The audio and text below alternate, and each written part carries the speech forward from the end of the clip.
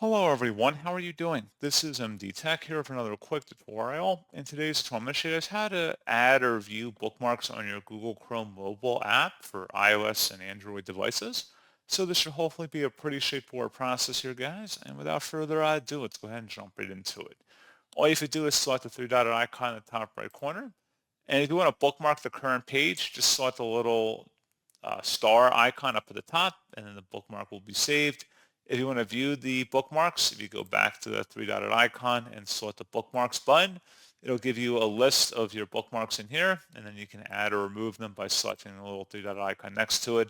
You can edit it, move it, or delete it. If you want to create new folders for bookmarks, you can select the little folder icon up at the top, and you can move them around within your browser.